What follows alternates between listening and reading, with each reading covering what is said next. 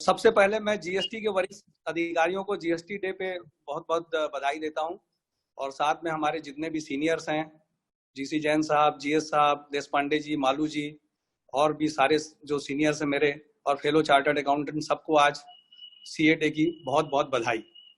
मेरे स्टूडेंट भी हैं आज, उनको भी बहुत बहुत बधाई। और आज आप सबसे पहले तो मैं अभी पास्ट चेयरमैन और आपकी जो पूरी टीम है, इसको मैं सारे लोगों की तरफ से बधाई देना चाहूंगा, क्योंकि आप लोगों ने पहली बार ऐसा एक यूनिक कार्यक्रम किया है जिसमें सभी चेयरमैन लोगों को होम मतलब वर्क फ्रॉम होम टाइप से आपने मतलब सब जोड़ लिया। ये तो नॉर्मली क्या होता है कि सारे सीनियर्स मतलब कहीं ना कहीं कुछ न कुछ ऑक्यूपेशन में रहते हैं, तो सारे एक साथ इकट्ठे भी नहीं हो पाते, खास करके जीसी जैन साहब वगैरह, तो थोड़ा सा प्रॉब्लम होता है आने में। तो मुझे बड़ी खुशी हो रही कि आपने मतलब ये बहुत अच्छा काम किया।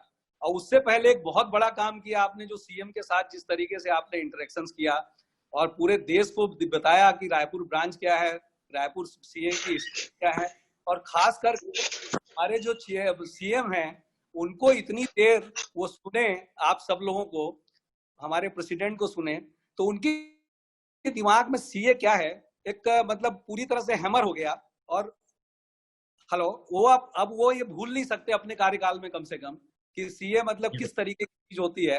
नहीं तो अदरवाइज सीए को एक ये मतलब आप समझ लीजिए एक मेरी मेरी मेरी आवाज बंद हो गई शायद।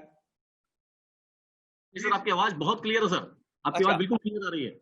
हाँ, तो सर मुझे यहाँ पर मतलब जो स्क्रीन मतलब में कुछ नहीं दिख रहा है, इसलिए मैंने सोचा शायद दिखने में जरूर सर, दिखने में जरूर कुछ प्रॉब्लम हो रहा है, but your voice is very clear sir. तो वो आपने जो कार्यक्रम किया वो बहुत अच्छा रहा, और खास करके मैं उस कार्यक्रम के बारे में थोड़ा सा आपको 2 लाइन का एक सजेशन देना चाहूंगा कि ये जितने भी मतलब सीएम या इस तरीके के जो वरिष्ठ राजनीतिज्ञ होते हैं, ये भाषण और मतलब अपने एश्योरेंस तो दे देते हैं, लेकिन उसका फॉलोअप प्रॉपर नहीं हो पाता और वो फिर भूल जाते हैं। तो मेरा एक निवेदन है आपको, और हमारा अनुभव ये बोलता है कि आप उसको पीछे लग के उस जमीन का अलॉटमेंट करवा लें, और साथ में प्रेसिडेंट को इन्वॉल्व करें। क्योंकि जब मेरे कार्यकाल के समय मुझे याद है एक सेंटर ऑफ एक्सलेंस की बात हुई थी, जिसके लिए मैंने बहुत कोशिश करी, लेकिन चूंकि सरकार बदल भी गई उस समय और बाद में थोड़ा सा उसको कोई ध्यान भी नहीं दिया।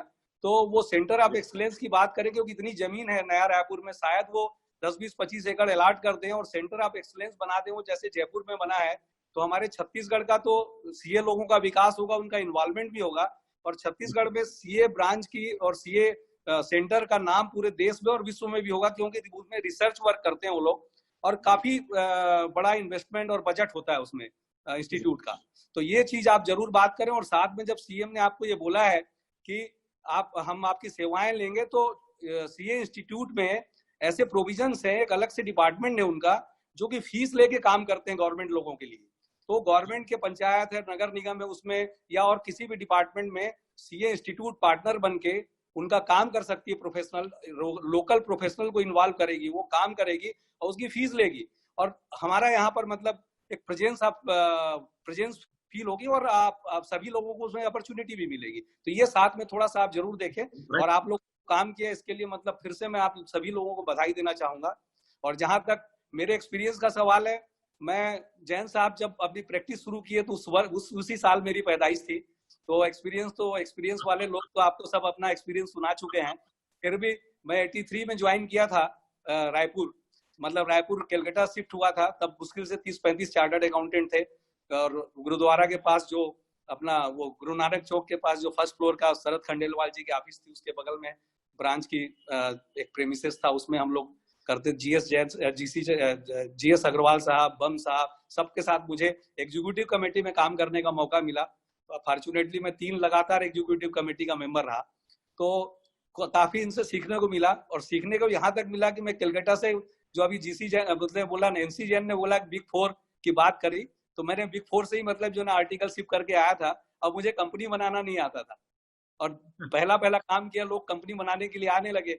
मैं सबसे पहले बम साहब के पास गया, बम साहब को बोला सर मेरे पास एक काम आया है और कंपनी बनाना मुझे आता नहीं, बताइए आप। तो उनने सब फॉर्मेट वगैरह दिए। वहां पर वो टाठी एंड बाफना उनके मतलब जो ना कंसल्टेंट हुआ करते थे ग्वालियर में, उनसे फोन किया, मैं खुद गया, मेमोरेंडम वगैरह सब उनसे अप्रूव करवाया बम साहब से। और वहां से मैंने कंपनी का काम शुरू किया, तो आज मैं कंपनी का ही काम कर रहा हूँ, और इसकी पूरी क्रेडिट और शुरुआत बम साहब को जाती है। और मैंने अपनी किताब में भी ये चीज बड़े डिटेल में लिखा है कि बम साहब यानी माने मैं इसका आज के सीए डे में ये बोलना चाहूंगा, बम साहब यानी सारे सीनियर्स। अगर हम आज कोई भी हमें प्रॉब्लम है, कोई भी कुछ मतलब ऐसी चीज है जो हम नहीं जानते, नहीं समझते, तो ओवर कॉन्फिडेंस से ऐसा काम न करें जिससे क्लाइंट को नुकसान हो और अपनी रेपुटेशन खराब हो। आप जो सीनियर उसके एक्सपर्ट हैं उनसे मिलिए। मुझे लगता है रायपुर के जितने भी सीनियर्स हैं, जितने भी चार्टर्ड अकाउंटेंट हैं, वो इतने होशियार हैं, एक्सपर्ट हैं और अपने अपने फील्ड के मास्टर हैं, और कभी भी ऐसा आप लोगों को फील नहीं होगा, किसी को भी नहीं होगा कि उनने आपकी मदद नहीं करी। आउट ऑफ द वे जाके मदद वो करेंगे। इसलिए सारे फेलो चार्टर्ड अकाउंटेंट को ये है कि आप हर आदमी हर फील्ड का एक्सपर्ट नहीं हो सकता, तो अगर आपको कोई अच्छे फील्ड का काम मिलता है तो आप जरूर लें, और उस रिलेटेड फील्ड के जो एक्सपर्ट हैं उनसे आप सलाह लीजिए। इसमें कोई बुराई नहीं है, कोई आपके काम को न तो छीनेगा और न कोई कंपटीशन है किसी को। हर आदमी सफिशिएंटली वर्क कर रहा है और लोगों के पास काम, मतलब लोग छोड़ रहे हैं काम करने के लिए, मतलब उनके पास लोग जितने हैं उससे ज्यादा काम है, तो इसलिए उसकी चिंता न करे कोई भी जूनियर। और इसके बाद जहां तक मैं अपनी चेयरमैनशिप की बात कर रहा हूँ, 2002-03 में हुआ था, तो हम लोगों को सेंट्रल इंडिया का बेस्ट ब्रांच अवार्ड मिला था, स्टूडेंट का भी बेस्ट ब्रांच अवार्ड मिला था ऑल इंडिया। उसके बाद कमांडेड सर्टिफिकेट भी मिला था हमें।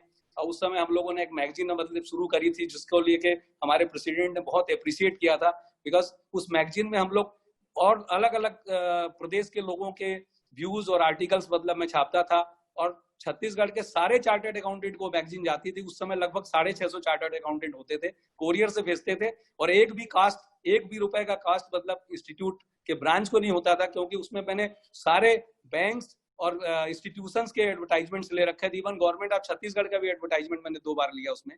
तो ये प्रथा मतलब अब तो खैर मेल ईमेल और मैगजीन का जमाना है, फिर भी आप मैगजीन को थोड़ा सा इंफॉर्मेटिव बना सकते हैं। इसके अलावा अब मैं थोड़ा सा अपने प्रोफेशन से रिलेटेड एक मतलब बात शेयर करना चाह रहा हूं। अभी आजकल क्या है कि हमें अपने फील्ड में एक्सपर्टाइज होना बहुत जरूरी है। तो प्रैक्टिस तरीके की हमें सारे काम करने पड़ते हैं। सारे काम जब हम करते हैं तो मालूम पड़ता है कि हम कंपनी की बैलेंस, मैं तो कंपनी के बारे में ज्यादा बता पाऊंगा क्योंकि कंपनी की बैलेंस शीट बनती है तो उसमें ना प्रॉपर डिस्क्लोजर होता है, ना प्रॉपर कंप्लायंसेस होते। उसको लेके जब वो आपका क्लाइंट थोड़ा बड़ा होता है, ये बड़ा साइज होता है, तो बैंकर्स बोलता है या इन्वेस्टर बोलता है कि साहब ये तो बैलेंस शीट ठीक नहीं है, आपको तो बड़े चार्टर्ड अकाउंटेंट को अपॉइंट करना चाहिए। कुछ लोग हमारे जैसी बैलेंस शीट होती है उसमें तो बोलते हैं बिग 4 को अपॉइंट करना चाहिए। तो कुल मिला के ये है कि एक ये बड़ा भारी थ्रेट है, और ये थ्रेट अपन खुद पैदा कर रहे हैं क्योंकि हम उसमें एक्सपर्टाइज सर्विसेज नहीं दे पाते। तो वो हमें बहुत जरूरी है देना। उसके लिए भले हम सीनियर का हेल्प लें या नेटवर्किंग करके किसी बड़ी फर्म का हेल्प लें या खुद रिसर्च करें, हमारे पास अगर लोग ज्यादा हैं तो वो रिसर्च करें, और वो करना बड़ा जरूरी है। और मैं आपको मतलब मेरे प्रोफेशन का मतलब मूल मंत्र ये बता रहा हूँ कि मैंने जब भी कोई मुझे काम मिला है उसमें मेरा नॉलेज है या नहीं है, मैंने उस पर एक्सपर्ट से ओपिनियन लेके जरूर उसको वेटिंग कराई है या एक्सपर्ट की ओपिनियन लेके उसको मैंने एग्जीक्यूट किया है। और उसी कारण से मुझे आज बिग 4 की थ्रेट उतनी ज्यादा नहीं लग रही है, क्योंकि बिग 4 के पास हमारे बहुत बड़े बड़े ग्रुप जाना चाहते हैं, लेकिन अल्टीमेटली हमारे बैलेंस शीट और इसका प्रेजेंटेशन इस तरीके का होता है कि उनके पास कोई रीजन नहीं होता जाने का। तो मैं ये सलाह मतलब हमारे जितने भी फेलो चार्टर्ड अकाउंटेंट है उनको ये देना चाहूंगा इस अवसर पे कि आप सभी इस चीज का बहुत ध्यान रखें। अदरवाइज समय ऐसा आ रहा है कि वो जो बिग 4 यानी बड़ी फर्में, बिग 4 का मतलब 4 नहीं, मतलब और बड़ी फर्में वो ग्रैब कर लेंगी, और वो फीस का कोई क्राइटेरिया नहीं उनके पास। आप जितना फीस लेते हैं उतनी फीस में भी वो सब करने को तैयार होती है कि उन्हें मालूम है ईस्ट इंडिया कंपनी टाइप कि भाई आप एक बार घुस जाओ उसके बाद तो पूरा राज हमारा है, तो आपके पास तो मतलब कुछ भी कास्ट में वो आ जाएंगे। इसलिए आप उसमें मुझे लगता है हमें ध्यान देने की जरूरत है।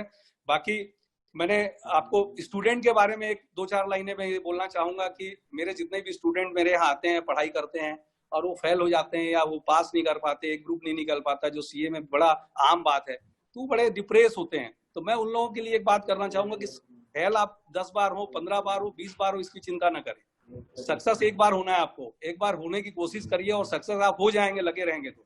क्योंकि आप एक चीज दिमाग में रखिए कि आप अगर सक्सेस हो गए तो आप जिस बैकग्राउंड से आ रहे हैं या जिस फैमिली से आ रहे हैं उसका 2-3-4 जनरेशन में उसका आपके सक्सेस का इफेक्ट आएगा। और आपका आने वाला करियर 50 साल का है, कम से कम 40-50 साल का करियर है। जिसके लिए आप साल 2 साल 3 साल अगर खराब भी होता है तो आपको करना चाहिए, और सक्सेस करके फिर आप प्रैक्टिस में आइए। कहीं ना कहीं मतलब कोई ऊंचाइयां आपके सामने नहीं रहेगी, लेकिन लोग थोड़ा टाइम, शॉर्ट टाइम के कारण वो छोड़ देते हैं। उनके लिए एडवाइस है कि ऐसा न करें। निश्चित रूप से आप 2 बार 3 बार में सक्सेस होंगे। सभी लोग 2 बार 3 बार 4 बार वाले हैं। हमारे पास जीएस अग्रवाल जी जैसे या सीनियर हमारे 2-4 जो लोग हैं वो जरूर मतलब सब मेरिटोरियस रहे हैं। बाकी तो मतलब अब सभी लोगों के चेहरे पे हंसी आ रही है, क्योंकि कोई 4 बार से ज्यादा का भी हो सकता है, कभी कोई कम का, इसलिए मतलब चिंता के विषय नहीं है।